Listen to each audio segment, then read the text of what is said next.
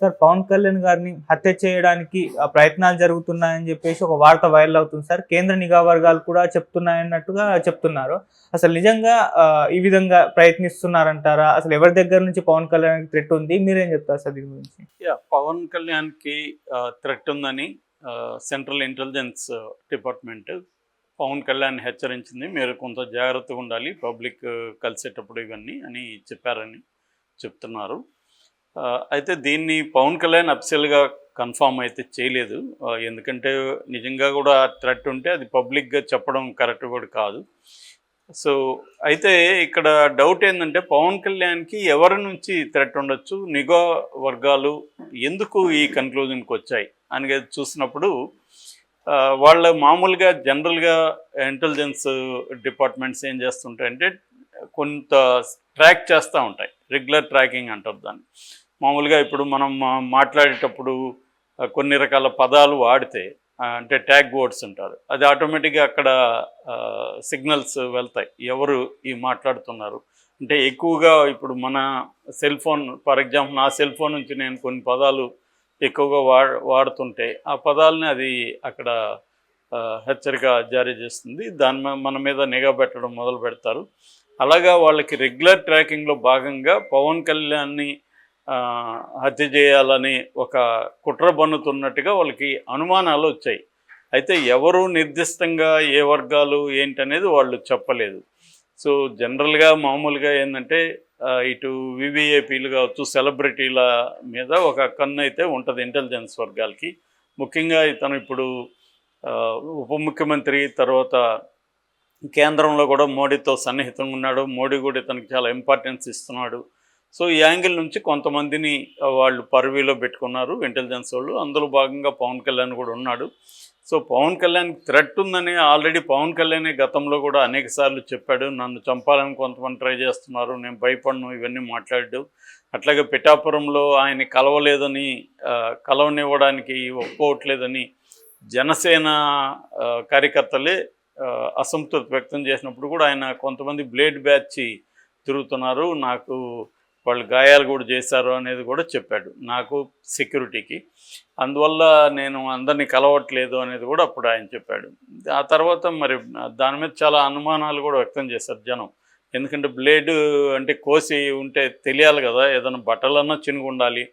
అట్లా ఏమీ లేకుండా బ్లేడ్ బ్యాచ్ అని ఎలా చెప్తాడు ఈయన అనేది కూడా వచ్చాయి. అట్లాగే థ్రెట్ అంటే ఎవరి నుంచి థ్రెట్ అనేది కూడా ఆయన ఎప్పుడు చెప్పలేదు. వేగ్గా చెప్పడం, దాని మీద పోలీసులు కంప్లైంట్ ఇవన్నీ వేయలేదు. సో అదేంటంటే ఒకసారి ఎప్పుడైనా నాకు థ్రెట్ ఉందంటే ఓకే, కానీ నాయనప్పులు వచ్చే టైప్లో ప్రతిసారి చెబుతూ కావాలని చెప్తున్నాడు ఆయన అన్న డౌట్ అయితే చాలామందికి వచ్చింది. ఓకే. పైగా ఈయన వాలంటీర్ల విషయంలో కూడా నిఘా వర్గాలు అనేది వాడాడు. కేంద్ర నిఘా వర్గాలు అప్పుడప్పుడు పవన్ కళ్యాణ్ వాడతాడు అనేది జనాల్లోకి వెళ్ళిపోయింది. సో అప్పుడు కూడా వాలంటీర్లు కొంతమంది అమ్మాయిలు 30,000 పైన అమ్మాయిలు మిస్సింగ్కి వాలంటీర్ల కారణం ఇది కేంద్ర నిఘా వర్గాలే స్వయంగా నాతో చెప్పాయి అన్నప్పుడు కూడా అది కామెడీ అయిపోయింది. ఎందుకంటే కేంద్ర నిఘా వర్గాలు ఈయనకి ఎందుకు చెప్తాయి? స్టేట్ హోమ్ డిపార్ట్మెంట్కి చెప్తాయి. సో డీజీపీని హెచ్చరిస్తాయి. అవి వదిలేసి ఈయనకి ఎందుకు చెప్తారనేది అప్పుడు. ఒకవేళ చెప్పుంటే ఈయన బాధ్యత ఏంటి? డీజీపీకి, పోలీస్ డిపార్ట్మెంట్కి చెప్పడం, సిఎస్కి చెప్పడం, ఈయన దగ్గర ఏం ఇన్ఫర్మేషన్ ఉంచో అది ఇవ్వడం తప్ప పబ్లిక్లో పోయి ఇలా మాట్లాడడం, ఇంకా లేనిపోని అనుమానాలు లేనిపోని శాంతి భద్రతల ఇష్యూని క్రియేట్ చేయడమే కదా అనేది అప్పుడు ఈయన మీద విమర్శలు వచ్చాయి. సో ఇప్పుడు అదే కాంటెక్స్లో ఇది వచ్చింది. ఓవరాల్గా చూస్తే పవన్ కళ్యాణ్ని చంపాల్సిన అవసరం ఎవరికి ఉంది అనే దానికి కూడా ఈ న్యూస్లో కొన్ని రాశారు. అదేంటంటే ఒకటి, మోడీ వ్యతిరేక వర్గాలు పవన్ కళ్యాణ్ చంపాలనుకుంటున్నాయి అనేది నెంబర్ 1. ఎవరి మోడీ వ్యతిరేక వర్గాలు? మోడీ వ్యతిరేక వర్గాలు జనరల్గా టెర్రరిస్టులు ఉండే అవకాశం ఉంది. అది కూడా ఇస్లామిక్ ఉగ్రవాదులు ఉండే అవకాశం ఉంది. కానీ ఉగ్రవాదులకి మోడీకి వ్యతిరేకత ఉంటే పవన్ కళ్యాణ్ ఎందుకు చంపుతారనే దగ్గర మనకేం లాజిక్ అయితే అర్థం కావట్లేదు. ఎందుకంటే మోడీతో క్లోజ్గా ఉన్నాడు కాబట్టి పవన్ కళ్యాణ్ చంపుతామని అనుకుంటున్నారు అనేది అంటున్నారు. మోడీతో ఈయన కంటే కూడా బీజేపీలో చాలామంది క్లోజ్గా ఉంటారు. ఈయనేం క్లోజ్గా ఉన్నాడు? రోజు ఏమైనా ఆయన మాట్లాడుతున్నాడా? మోడీ తరపున ఏమైనా ఆయన క్యాంపెయిన్లు చేస్తున్నాడా? లేదు. తను ఒక పార్టీకి, జనసేన అనే పార్టీకి అధ్యక్షుడు. తను ఎన్డీఏలో భాగంగా ఉన్నాడు. అంతకంటే మోడీతో క్లోజ్ ఏముంది ఇక్కడ? సో అదొక విచిత్రంగా ఉంది. రెండో వాదన మావోయిస్టులు ఈయన గతంలో కూడా హెచ్చరించారు.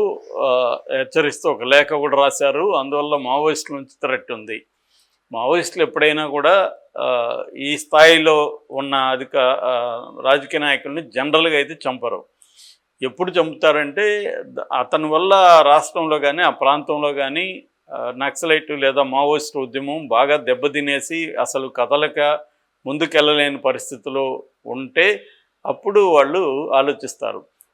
ఆ విధంగా మనకు తెలిసి ఏకైక ముఖ్యమంత్రి చంద్రబాబు మీదనే జరిగింది. ఎందుకంటే చంద్రబాబు అప్పట్లో పెద్ద ఎత్తున మావోయిస్ట్ మూమెంట్కి నష్టం కలిగించడం, గద్దర్ మీద కాల్పులు జరిపించడం, ఇలాంటివన్నీ చంద్రబాబు చేశాడు కాబట్టి చంద్రబాబును టార్గెట్ చేశారు. మామూలుగా అయితే ఉప ముఖ్యమంత్రిని ఉద్యమం లేని రాష్ట్రాల్లో వాళ్ళు అసలు ఎప్పుడు కూడా చేయలేదు. ఇక్కడ అసలు పవన్ కళ్యాణ్ చంపడం వల్ల వాళ్ళకి వచ్చే లాభం ఏముంది? ఒక ఉద్యమం అంటే దానివల్ల ఏదైనా ఒక పర్పస్ ఉండాలి. ఒక వ్యక్తిని చంపుతున్నారంటే అటువంటిది ఏం లేదు. రెండోది హెచ్చరించిందంటే జనరల్గా ఇక్కడ కూడా రేవంత్ రెడ్డిని హెచ్చరించారు, అంతకుముందు కేసీఆర్ని హెచ్చరించారు. వాళ్ళు అప్పుడప్పుడు ఏంటంటే లేఖలు రాయడానికి పోయేదేముంది? ఎక్కడ కూర్చొని ఒక లేఖ రాస్తారు, వస్తుంది. దానివల్ల ఒరిగేదేముంటుంది? వాళ్ళు ఏంటంటే జనరల్గా మేము కూడా ఉన్నాం, ప్రజల తరపున ఆలోచిస్తున్నామని చెప్పుకోవడానికి అప్పుడప్పుడు ఒక లేఖ బయటికి తీస్తుంటారు. ఆ లేఖలో పవన్ కళ్యాణ్కి అప్పుడు సీరియస్గానే రాశారు. సీరియస్గా అంటే ఏంటి? విమర్శిస్తూ రాశారు తప్ప ఆయన ఏదో చంపుతాం నరుకుతాం అనేది ఏం లేదు. కాబట్టి నాకు తెలిసి మావోయిస్టులు చంపాల్సిన అవసరం ఆయనకి లేదు, వాళ్ళ టార్గెట్లో ఉండే అవకాశం కూడా లేదు. ఇంకెవరున్నారు శత్రువులు? వైసీపీ ఉంది. అది కూడా రాశారు దాంట్లో, ఆ కథనంలో. వైసీపీ మాటలను ఏమన్నా వాళ్ళు క్యాచ్ చేశారా అని. వైసీపీకి కూడా పవన్ కళ్యాణ్ చంపాల్సిన అవసరం ఉంది. అలాగే ఎందుకు పొలిటికల్గా ఒక వ్యక్తిని, ఆ స్థాయిలో ఉన్న వ్యక్తిని వైసీపీ చంపుతుంది? సో దానివల్ల వాళ్ళకి నష్టం తప్ప లాభమే ఉంటుంది. పవన్ కళ్యాణ్ స్థాయి వ్యక్తిని హత్య చేస్తే వైసీపీకి ఇంకా కూడా నేలమట్టం అయిపోతుంది తప్ప దానికేం వచ్చే ఇదేం లేదు. అలాగే ఎవరన్నా చేస్తారంటే కూడా అది నమ్మశక్యంగా లేదు ఫస్ట్ ఆఫ్ ఆల్. ఇదే విధంగా జగన్ మీద కూడా మొన్న వచ్చాయి. తెలుగుదేశం వర్గాలు జగన్ని టార్గెట్ చేస్తున్నారు. ముఖ్యంగా ఎన్ఆర్ఐ ఒక సామాజిక వర్గం వాళ్ళు ఎంత డబ్బులన్నీ ఇస్తాము, జగన్ని కంప్లీట్గా లేపేద్దామని ఆలోచిస్తున్నారు. ఇవన్నీ కూడా వచ్చాయి. ఇవన్నీ కాన్స్పిరసీ థియరీలు వస్తుంటాయి. అయితే మనకి పొలిటికల్గా కింది స్థాయిలో ఒకరి హత్యలు జరుగుతుంటాయి, కానీ మొన్న వెనుకొండలో జరిగినట్టుగా పై స్థాయిలో హత్యలైనా వెరీ వెరీ రేర్. ముఖ్యంగా సౌత్ ఇండియాలో, నార్త్ ఇండియాలో కొంత సంఘటనలు ఉన్నాయి, కానీ మనకి జనరల్గా అయితే అటువంటివి లేవు. సో కాబట్టి ఏ రకంగా చూసినా పవన్ కళ్యాణ్ మీద హత్యాయత్నం చేసే అవసరం ఎవరికీ కనిపించట్లేదు. అంటే ఉగ్రవాదులకి లేదు, ముస్లిం ఉగ్రవాదులకి అవసరం లేదు. దానికి కూడా ఇంకోటి ఏం చెప్తున్నా అంటే, ఈయన హిందూ మతాన్ని వ్యాప్తి చేస్తున్నాడు కాబట్టి హిందూ వ్యతిరేకులు చంపుతాయి. ఏం వ్యాప్తి చేస్తున్నాడు ఆయన ఏం క్యాంపెయిన్లు చేస్తున్నాడు? బీజేపీ కంటే ఏమి ఎక్కువ చేయట్లేదు కదా. తన పురతాలో అవేవో చేసుకుంటూ వేషాలు వేసుకుంటూ ఆయన మార్గంలో ఆయన వెళ్తున్నాడు. అంత తప్ప ఆయన అంతకంటే మిగతా మతాలని తిట్టింది లేదు, అతను దీన్ని పొగిడింది లేదు. సో చాలాసార్లు హిందూ మతాన్ని మేము ప్రోత్సహిస్తున్నాం అనుకుంటున్నారు, అదేం లేదని కూడా క్లారిఫై ఇచ్చాడు ఆయన. కాబట్టి రెండోది, ఆంధ్రప్రదేశ్లో అటువంటి ఒక మత ఘర్షణ స్థాయి అనేది కూడా లేదు. కాబట్టి ఏ రకంగా చూసినా పవన్ కళ్యాణ్కి ఏ వర్గం నుంచి కూడా థ్రెట్ ఉండే అవకాశం అయితే కనిపించలేదు. సో మళ్ళీ ఇదొక కామెడీ ట్రాక్ లాగా అయిపోతుందా అనేది చూడాలి. ఎందుకంటే ఆల్రెడీ కామెంట్లు దాని కింద చూస్తే గుడ్ జోక్ అని ఒకరు, వాళ్ళే కామెడీ చేస్తున్నాడు అని ఒకరు ఇలా పెడుతున్నారు. గతంలో ఈయన నిఘా వర్గాలు అన్నాడు కాబట్టి ఇప్పుడు కూడా మళ్ళీ కేంద్ర నిఘా వర్గాలు అనేసరికి కామెడీ అయింది. ఎందుకంటే కేంద్ర నిఘా వర్గాలు నిజంగా పవన్ కళ్యాణ్కి థ్రెట్ ఉంటే